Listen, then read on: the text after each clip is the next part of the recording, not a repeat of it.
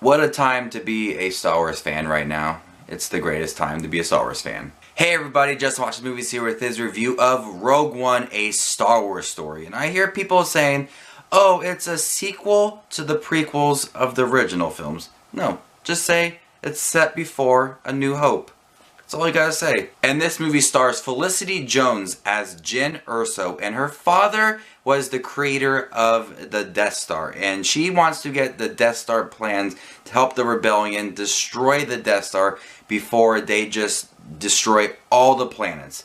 You know how the Death Star works. Just beam and pew, you're gone. And so she sets off with a group of people, and they call themselves Rogue One, to steal the Death Star plans and give them to the rebellion. And that sets up A New Hope. We already know how this movie is going to end. Leia gets the Death Star plan, she gives it to R2-D2, R2-D2 goes back, and Luke, and Obi-Wan Kenobi, and Han Solo, and then everything is there. And that sets the whole universe in motion. So going into this movie, I was a little less excited than A Force Awakens, because The Force Awakens was like a continuation of the Star Wars storyline, and this was something we already kind of knew what was going to happen. The people were going to probably die, and we already knew that Leia was going to get the plans. So why am I going to see this movie? It's Star Wars, so that's one reason, and it's cool looking, so there's another reason. But, you know, my excitement level was down a lot because I already knew the story, and, you know, why do you need to retell it or explain it a little more? And I'm glad I did see this movie, and I'm glad they made this movie. It's not a continuation of, like, further out with the storyline above The Force Awakens. It's set between Revenge of the Sith and A New Hope, how they got the Death Star plans. This movie was very enjoyable. There was a lot to keep me excited in this movie. First off, there was a lot of nods to the original series, which I did appreciate a lot. I was smiling throughout because you see little things here and there. I mean, like the littlest things here and there. And if you're a fan of the original trilogy, then you're going to see these things and just giggle.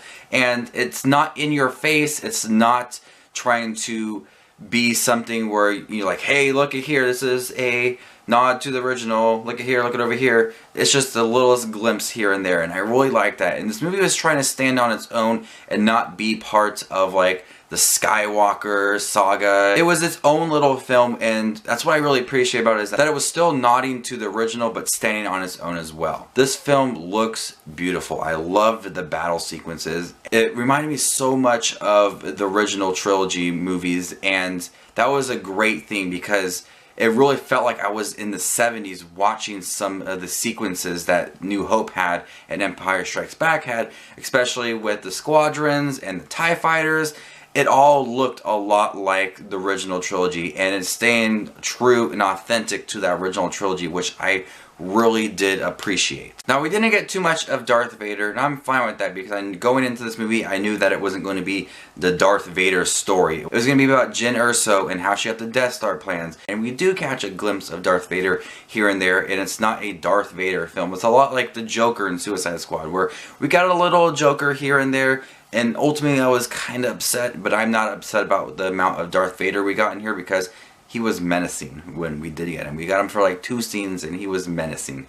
He was what he used to be, and it was just perfect. I loved how James Earl Jones just voices this sinister villain, and it just works so well. Everybody did great in acting, especially Donnie Yen and Felicity Jones and Diego Luna. I thought everybody did great. The standouts for this movie were definitely Donnie Yen's character. K2SO, they brought a lot of comedic moments to the movie, and K2SO is a lot like CP3O. He's kind of like smart aleck kind of character, but is very funny at the same time.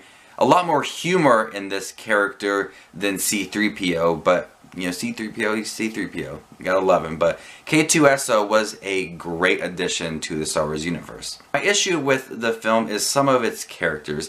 I felt like they weren't developed enough to really understand who they are, especially Jyn Erso and Donnie Yen's character and Diego Luna's character. Pretty much like all these characters didn't have enough characteristics or development for me to really understand who they are or care enough. And especially Jyn Erso. She's the main star of this film, and we understand that her dad had built the plans of the Death Star, and she wants to go find her dad to get the Death Star plans, but she just was a two-dimensional character. She wasn't too exciting. Nothing about her screamed rebel. Nothing about her was truly exciting for me to latch on to the character. I mean, I like some of the characters here and there, but overall I think a lot of the characters weren't developed enough or had some backstories or something to fill for the characters. And the character of Orson Krennic, played by Ben Mendelsohn, I thought was really cool in the beginning, and then he seemed like a whiny brat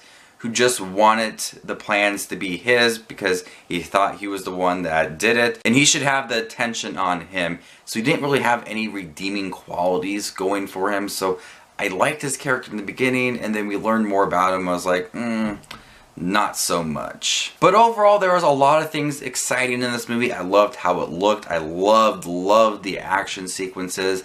I loved that it had a lot of nods to the original series, but standing on its own as well. The Darth Vader scenes were great. The acting was great.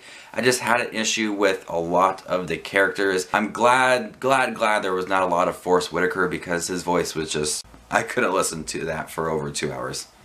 I would just rip my ears off. So we'll go ahead and give Rogue One, a Star Wars story, an A-. The action sequences and some of the characters were really great, and it's Star Wars. I love Star Wars. Those things really kept me entertained throughout, so that's why I give it an A-.